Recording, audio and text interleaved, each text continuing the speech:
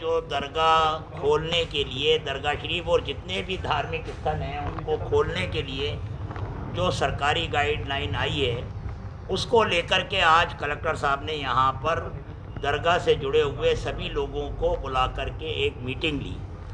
Meeting में उस guideline को लेकर के बहुत सारी बातें ऐसी हैं कि उस गाइडलाइन को चलते हुए अगर हम दरगाह को खोलते हैं और उसके ऊपर वैसा ही अमल करते हैं तो जो आने वाले ज़ायरीन हैं उनका कोई मकसद ही नहीं रह जाता है, क्योंकि उसमें ख़ास बात ये रखी गई है कि फूल माला और चादर नहीं चढ़ेगी। तो लोगों का मकसद ही ये होता है। हमने ये कहा कलेक्टर साहब से कि हम जब प्रधानमंत्री अपने निवास स्थान पर हमें दावत देते हैं और वहाँ पर बुला कर के दरबार शरीफ की चादर हमारे सुपुर्द करते हैं, और जितने भी लीडरान अपोजिशन के हैं वो भी अपनी अपनी चादरें ख्वाजा साहब के दरबार में, ख़ुद गहलोत साहब भी सोनिया गांधी जी की चादर लाते हैं और मोदी जी ने चादरें हमारे हवाले की दरबार में पेश करने के लिए। तो लोगों का ये, ज़ायरीन का भी ये है कि जब आप तो वहाँ से चादरें बेचते हैं और जो ज़ायरीन यहाँ पर बड़ी अक़ीदत और मोहब्बत और आस्था के साथ में अपने घर से ये नियत करके चलते हैं कि हम दरगाह में जा कर के हमारी श्रद्धा के फूल पेश करेंगे, चादर पेश करेंगे, अगर वो ही उसकी मनादी अगर होगी तो उनकी आस्था कैसे पूरी होगी, उनकी आस्था को ठेस पहुंचेगा। लिहाजा हमने कलेक्टर साहब के माध्यम से सरकार के सामने ये प्रस्ताव रखा है कि आप इस गाइडलाइन के अंदर थोड़ी सी तब्दीली करें, थोड़ी नरमी लेकर के आएँ, ताकि जो आने वाले ज़ायरीन हैं उनका मकसद पूरा हो, एक बात। और दूसरी बात ये है कि जो अभी दरगाह के अंदर 1 नंबर गेट खुला हुआ है, जब दरगाह खुलने का ऐलान होगा, चूँकि हज़ारों लोग जो है टेलीफोन के ज़रिए रोज़ाना खुद्दाम हज़रात के बाद भी फ़ोन करते हैं कब खुल रही है, तो दरगाह खुलते ही जो क्राउड आएगा, तो हम ये चाहते हैं कि दरगाह के जितने दूसरे गेट हैं वो भी खोले जाएँ, ताकि एक गेट के ऊपर क्राउड नहीं हो और गैदरिंग ना हो।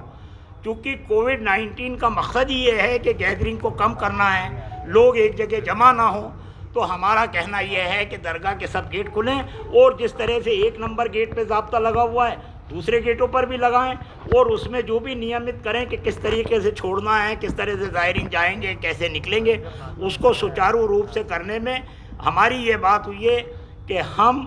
अंजुमन, खुद्दाम हज़रात, दरगाह कमेटी, दोनों अंजुमनें, दरगाह दीवान, हम सब मिलकर के और प्रशासन,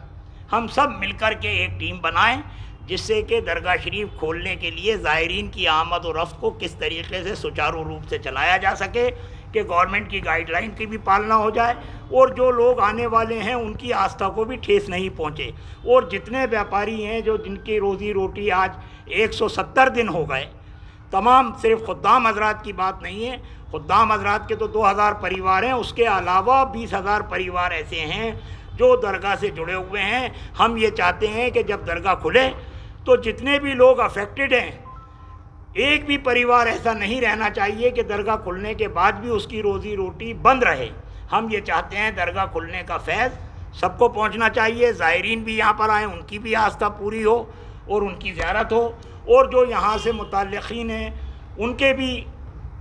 जो रुके हुए काम हैं वो सब चलें, और जितने व्यापारी हैं उनकी भी रोज़ी रोटी खुल जाए। हमारा मकसद ये है, और हमने ये बात कलेक्टर साहब के ज़रिए भारत सरकार और राजस्थान सरकार के वहाँ पर पहुँचाने के लिए ये आग्रह किया है और उसको वो पहुँचाएँगे। वकील साहब जी सर, आज जो बैठक हुई थी दरगाह को लेकर क्या निर्णय? देखिए, कल जो राजस्थान सरकार की जो गाइडलाइन आई थी कि 7 तारीख से सभी धार्मिक स्थलों को खोला जाएगा, उसके क्रम में अजमेर जो ख्वाजा साहब की जो दरगाह है उसको भी खुलना है। तो हमने कल एक पहले से एक मीटिंग तमाम अंजुमन और खुद्दाम हजरात और जो बारीदारान है और जो दीवान साहब के जो नुमाइंदे हैं, तो हम सब लोगों ने एक मीटिंग की थी और उसके अंदर ये तय किया था कि हम को दरगाह खोलनी है। दरगाह के अंदर जो रसूमात है जो चली रही है, और ज़ायरीन जो आए उनको हाज़िरी देने का वो पूरी तरीके से हाज़िरी दे लें, और गेट मैक्सिमम खुले, आसपास के मार्केट खुले। ये सब बातें हमने प्रशासन के सामने रख दी है। प्रशासन ने उन सब बातों को गौर किया है और हमने तय ये किया है कि दरगाह खुले,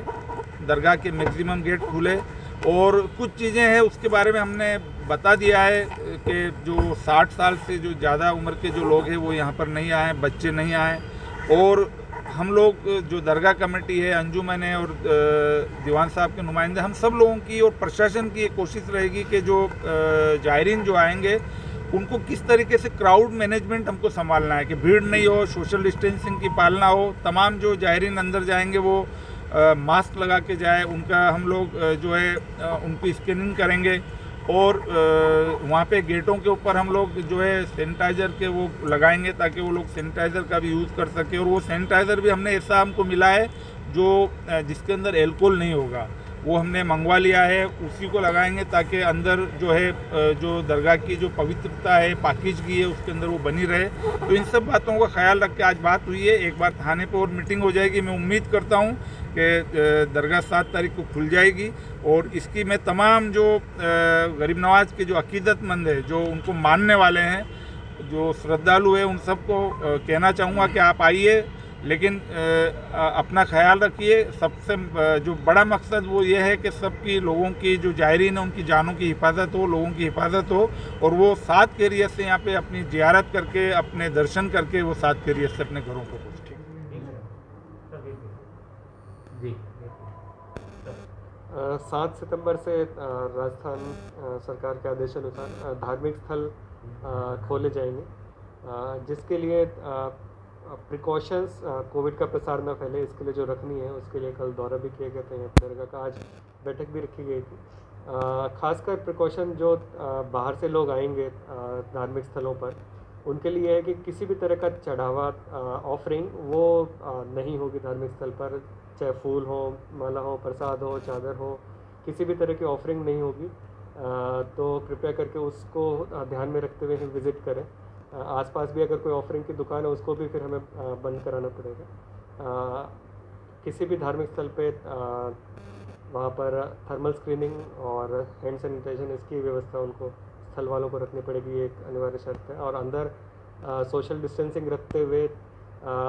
उनको वहाँ पे विज़िट करानी होगी जो भी लोग आएंगे। तो इन्हीं प्रिकॉशंस के साथ 7 सितंबर से धार्मिक स्थल